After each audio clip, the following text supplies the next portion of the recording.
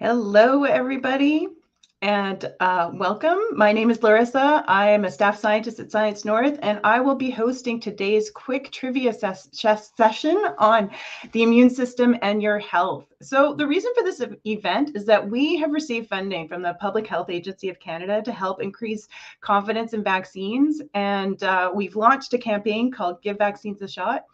And as part of this campaign, we're going to be offering school programs so school groups can learn about the immune system and staying healthy, and also the important role that vaccines will play in good public health strategies.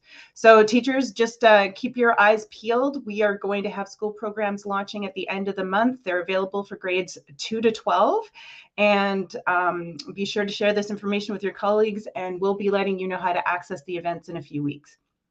Before we proceed, I would like to acknowledge that I am broadcasting from Sudbury, and Sudbury is on the traditional and ancestral lands of the Atitmishing, Anishinaabeg, and Wanapate First Nations. We would also like to acknowledge the Métis Nation for their cultural and economic contribution in this area. These lands sit on the Robinson-Huron Treaty area, and we are all treaty people. And it is important for us to reflect on what treaty area you are located in and of which you are an active part. So please take a moment to appreciate the land where you are located and acknowledge its traditional territory and treaty area. All right, so we are going to be using Mentimeter, which is it is sort of an online quiz thing. So I'm hopefully we have our screen being shared right now. Oh, there we go. Here's our logo, Give Vaccines a Shot. And I am going to proceed to the slide that is going to tell you how to log on. So we've got a couple instructions here. If you want to play as a classroom, the teacher can use a second device, and you go to www.menti.com, and you enter this code, or you can use your second device to access the game using the QR code. If the students want to participate each individually, and you're watching this, say, on a main screen in the classroom, then each student can log in and have their own thing. When you go into the game, you will be given an anonymous sort of user ID, and I won't know, nobody will know who you are. You could change your name a little bit, you'll get a little icon, and you will proceed to do that. So I'm hoping right now that you will be able to see, oh, I've got some people giving some likes here. So, and the code is actually going to be at the top as well too. So if you do log in a little bit later, you should be able to see the code at the top of the screen.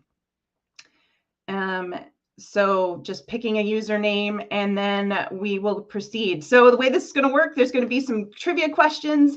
It's kind of like Kahoot. It is also time-based. So if you're the fastest person to respond, you get more points. And then in between the questions, we're going to have a little bit of explanation as to what we're doing. All right. So I'm going to move to the next screen, just because you will see at the top here that the link is still there. So if you get a chance to see this screen on your second device, if you can use this screen to indicate where you are coming from. So I am in Sudbury. Actually, I'm in Balcarron from my home, but close to Sudbury. If you are located outside of Ontario, I'm not sure if you can actually click off of the map, but you could try. But if you're located somewhere in Ontario, hopefully you'll be able to sort of put some stuff there. So it looks like we've got some people joining us from Southern Ontario and Northern Ontario.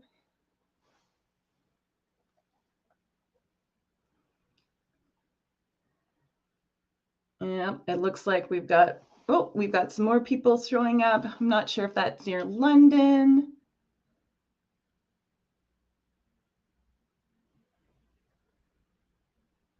This is kind of cool. I like the whole, it's almost like pin the tail on the donkey, right? So you get to use the pin to sort of drop where you are. And you'll notice that as I proceed in the slides, it will actually tell you on your second device that I have moved on to the next slide. Hopefully you will get a chance to sort of answer the question before we proceed. But because this is a trivia event and we are doing this live and we have sort of a limited amount of time, I'll give a little bit more time just so people can sort of indicate where they are. And then we're going to proceed on to some questions. You will have noticed that we have disabled the comments for the YouTube thing, and that's mostly because we're not really sure how many people are going to be joining this, and I only have one person monitoring it, and so this is going to be the easiest way for us to sort of make sure that we are proceeding in a kind and courteous way of doing this. All right. So I'm going to proceed. So the first question isn't actually part of the quiz, but it is just sort of an assessment to, my moderator has said that they've opened the comments up. So if you do want to put comments in the YouTube now, you can put some comments into it. So that's just a general question. Have you heard of the immune system before? And I would assume most of you have, but maybe not. This might be something new, right? So maybe you haven't heard of the immune system before, but it looks like we're getting some good results here. And so people have heard of the immune system before. We are going, and so the school programs that we're going to be doing, we're going to actually be learning a little bit more about the immune system, and it's pretty cool. The immune system is a pretty fascinating body system. So I'm pretty excited about having school programs where you can learn about the immune system, because this doesn't get normally taught in our school programs.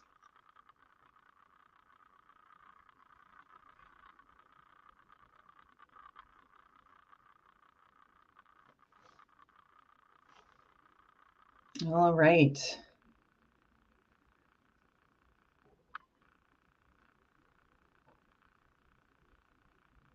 Okay, so it looks like almost everybody, like we're not seeing anybody that doesn't know what I'm talking about. So I know that you might not get a chance to answer this, but I'm going to proceed on, and we are going to move on to the actual quiz question here. All right, so this is the first question. You can see all of our wonderful icons here.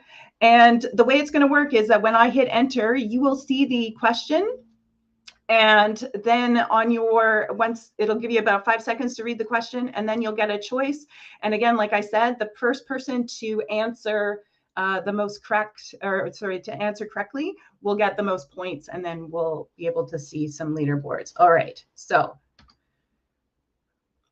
faster you answer, the more points you get. So the first question is, what is the job of the immune system?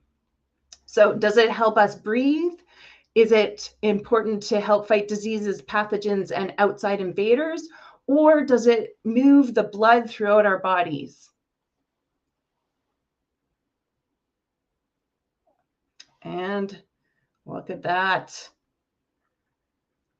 Almost all of you got the correct answer. It does. It fights diseases and pathogens and outside invaders. So the really important role of the immune system is that it needs to be able to distinguish between ourselves, our own cells, and it also needs to be able to distinguish between outside or foreign cells. And so this is a really, really important job of the immune system. And if it can't do that, sometimes we end up having some diseases like autoimmune diseases where our immune system is attacking our own cells, and we don't want that to happen. But the most important thing is that the immune system is fighting what we call pathogens, outside foreign invaders.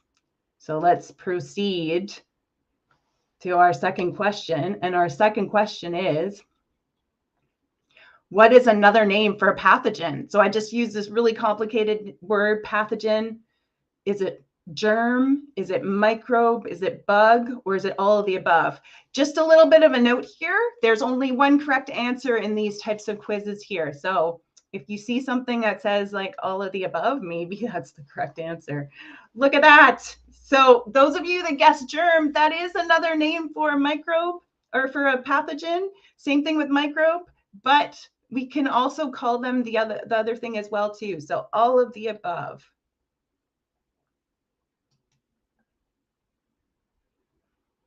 All right.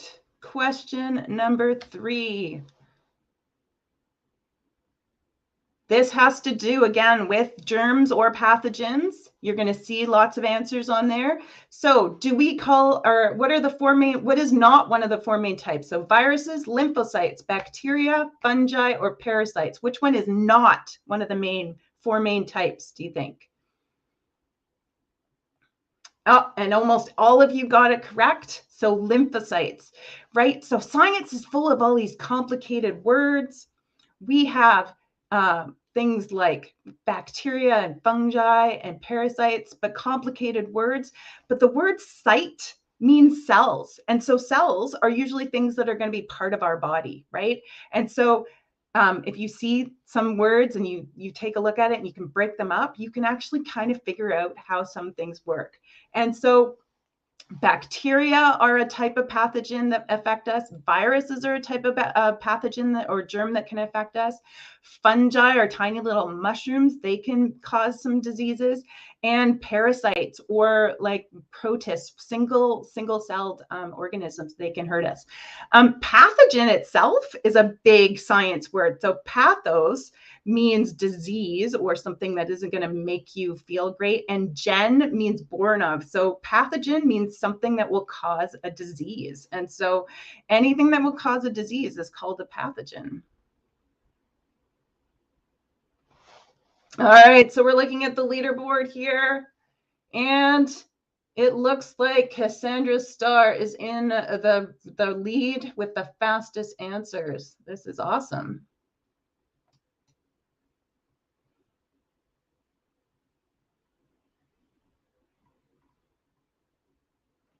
All right, question number 4. Remember, fastest answer, but it needs to be correct. All right, so what is your immune system made of? Is your immune system made up of organs, tissues, cells, or all of the above? Remember, fastest answer is going to give you more points, but it has to be correct. So what do you think?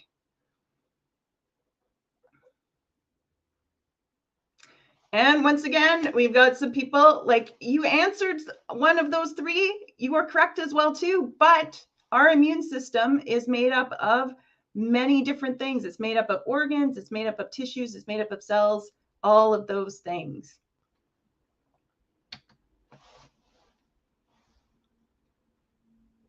Okay, so what is not part of the immune system? So this is sort of going to eliminate things. So is our feet not part of it? Lymph nodes, skins, white blood cells? Which one is not part of the immune system?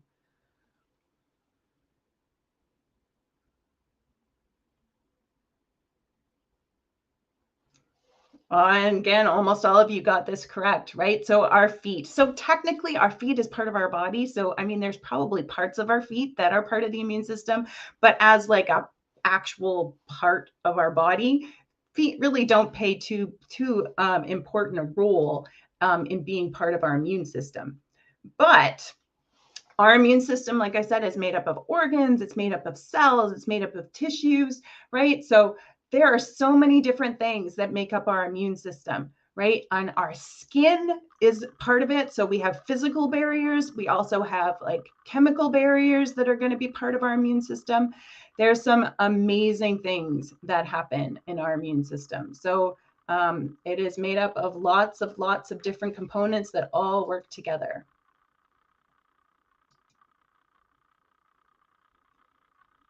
All right, question number 6. Where are your lymph nodes found? So this was one of the parts of your immune system. Are they found in your neck, in your armpits, in your groin, or in all of these areas?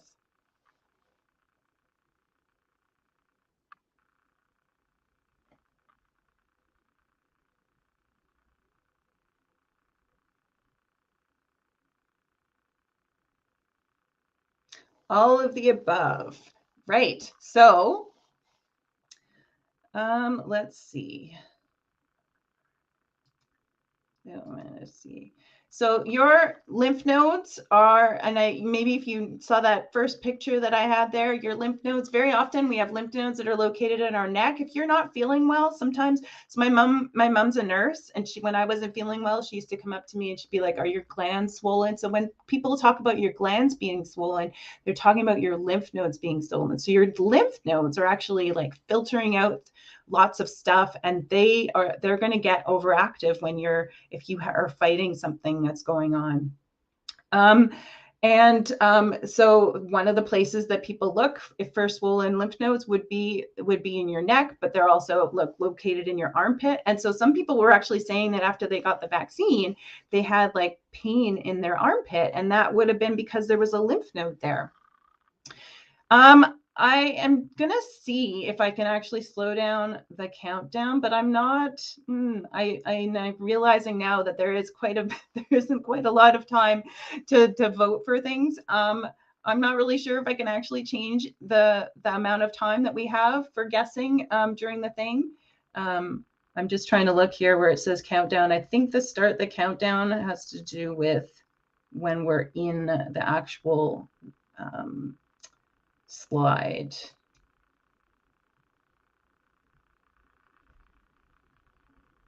Oh, let's see. Have we changed? Oh, the leaderboard has changed. Hannah, you have moved up. So it looks like Hannah is now in the lead. Interesting. So what we're going to do is I'm going to see if I can sort of get the question ahead of time, or like I'll run through the question a lot faster, and then just remember that when I click the thing for the next question, then it's just going to be the answers. So don't worry about reading the question when you get your question thing. Look at the answers when we get to the next one.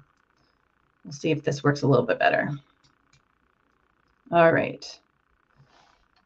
Question number 7. All right, so right now I'm going to read out the question. How does our body keep germs outside? So we're going to be looking at things that keep germs from coming in. So mucus, skin, tears, saliva, or all of the above. So what keeps these germs out of our bodies? Which one do you think it is?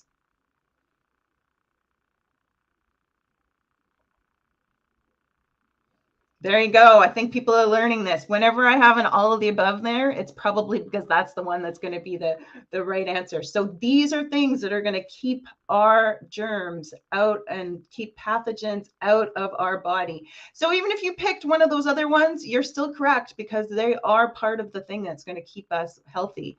So I apologize if this is a little blurry, but we have things like our sinuses and our nose, right? So our sinuses are making the mucus inside of our nose. We've got hairs that are going to block things from coming in there. So those are physical barriers.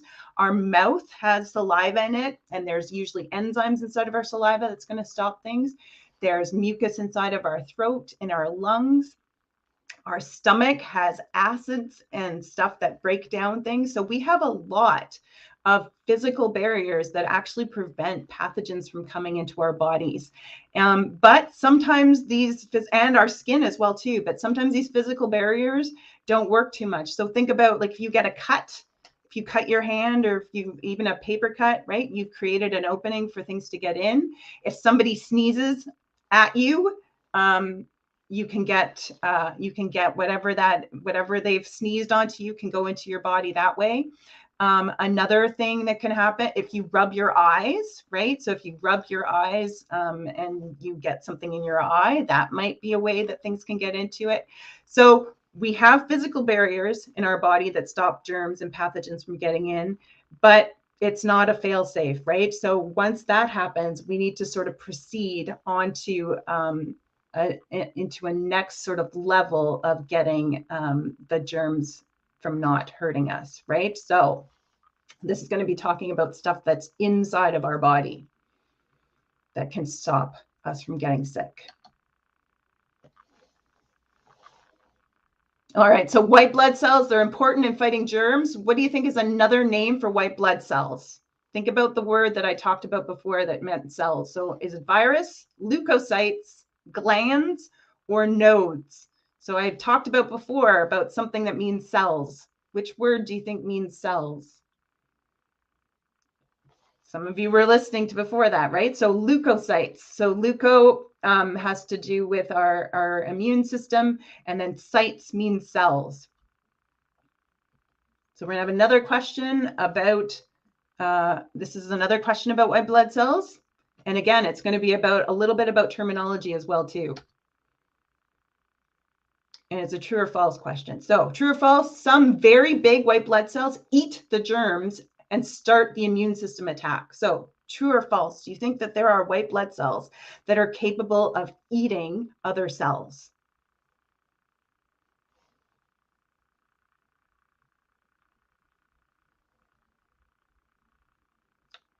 Very good. So I am going to explain to you. So this is a picture here. This is actually a cancer cell. So this is a white blood cell that is eating a cancer cell. And these are called macrophages. So macro means big and phage means to eat. So these are literally big eaters, right? So these cells are cells. They're huge cells in comparison to the other cells. I mean, cells are all very, very tiny, but they're going to eat other cells. They're going to eat pathogens. They might eat cells that are not doing things that are great in our other body. They could eat bacteria. And so these are the ones that start our immune system attack, or sorry, start our immune system response and attack the pathogens. All right, let's see. Do we have somebody who's moved into the lead? Oh, Hannah is still in the lead.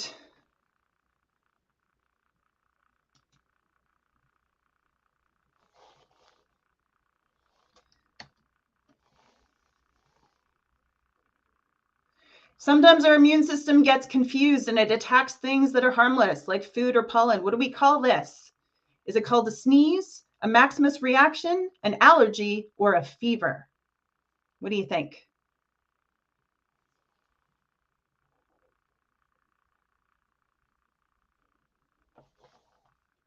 And most of you got this right. I don't even think Maximus reaction is a term. I made this up. But sometimes you can sneeze if you do have an allergic reaction. So the really interesting thing is that we talked about this, that our immune system needs to be able to distinguish between our own cells and external cells, but also our immune system needs to be able to distinguish between things that come from the outside that are bad for us and things that come from the outside that are not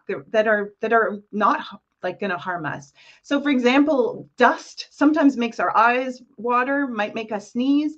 Some of us might have allergies to pollen or food. And when we have an allergy, that's our immune system reacting to something that's actually not a harmful thing. It's our immune system that is kind of overreacting in a situation where it shouldn't overreact. And so allergies are the symptoms that we get from allergies are a reaction of our body fighting something that it doesn't need to fight. Because, for example, pollen is not a germ. It's not something that's necessarily going to harm us. All right.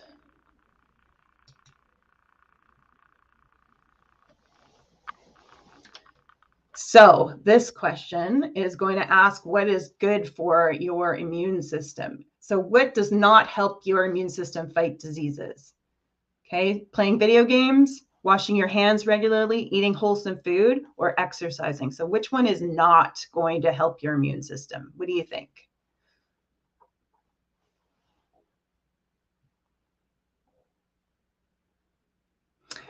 And everybody got this one correct. So playing video games might relax you. It might be a fun thing to do, but it's not going to boost, it's not going to help your immune system. So the thing that you need, washing your hands is going to help because you're going to eliminate the germs.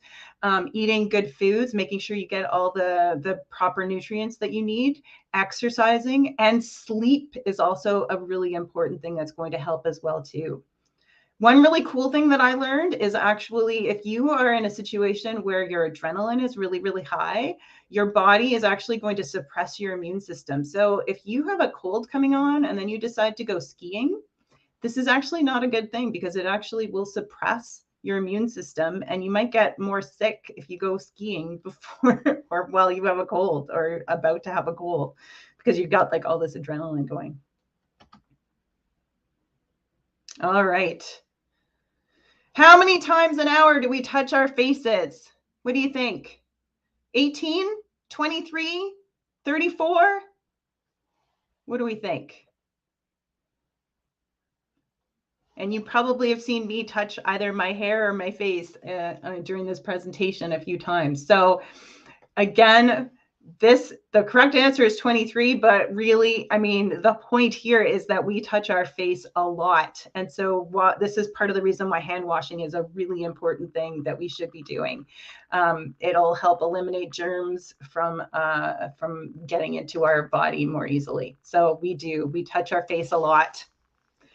And we've known this in the last couple of years that this is something that has increased. Alex has taken the lead. Oh, all right.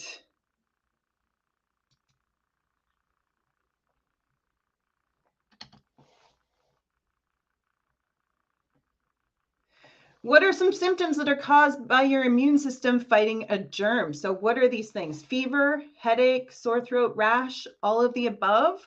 So what are symptoms of your immune system fighting something?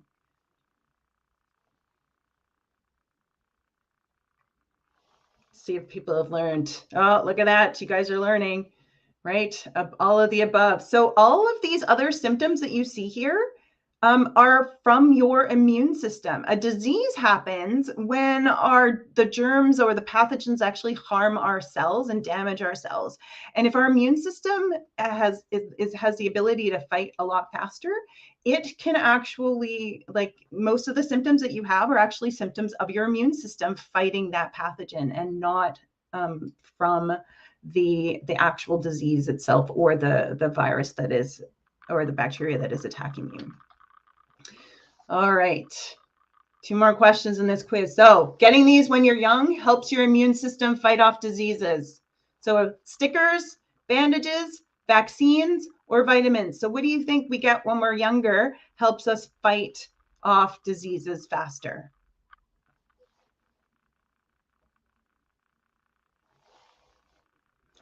Vaccines are going to help our immune system fight off disease faster. So before I proceed to explain a little bit about this right at the end of it, I'm going to ask you, what do you think the role of vaccines are? So what is the job of a vaccine? What does a vaccine do? What do you think? These are long answers. So did they teach your immune system what an infection looks like? Did they reduce your chances of getting sick? Did they get your body to make antibodies? Or do they do everything? Do they do all of this?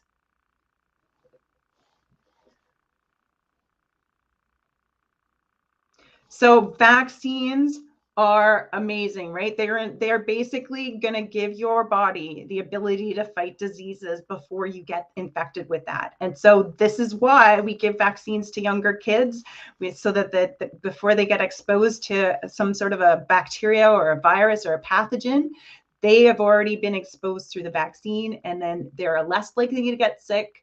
You've made antibodies against them, and you have taught your immune system how to fight it, so that when you do actually encounter the real virus or the real pathogen, the real bacteria, your body will know what to do. All right. So that was the last question. This is the final thing we get to see. Casper is the winner of our trivia session. So, like I said, this was anonymous. If you want to share this information with us, I have an email address. So if you want, you can take a screenshot of being the winner of this event. So please take a screenshot. And then if you want later on, like the next slide, I'm actually going to give you some information here. So Casper is the winner of this of the trivia thing. So this slide here gives you the chance to say to type in if you have any sort of questions here. is there anything that you want to learn about immune systems or about vaccines, you can type your answer in here. So any sort of questions that you would like, it'll show up here. So type in there if there was a question about what we did. Now, remember, this was sort of an introduction. We are going to be offering, Science North is going to be offering some information later on about school programs, and the school programs are going to be teaching a little bit more in detail about the immune system and how we can stay healthy, and also how vaccines fit into keeping us healthy. Yes. Awesome. So thank you for joining us. And I just want to let you know there is a link underneath the YouTube for a survey. So if you get a chance to fill out the survey, like I said, Mentimeter is anonymous. And we would greatly appreciate it if you could click on the link and fill out the survey and find out that if, let us know if there's more information that you would like to. And again, if you have any additional questions that you would like to forward to us, you can send it to vaccines@sciencenorth.ca. So thank you for joining us. And again, if you want to send us any comments or any questions prior to us starting our school programs, like I said, the school programs are going to be launched at the end of the school year, or sorry, at the end of this month. So the week of February 28th, we are going to have that launch there. And we hope to have lots of people join, lots of classes join, and I hope you had fun.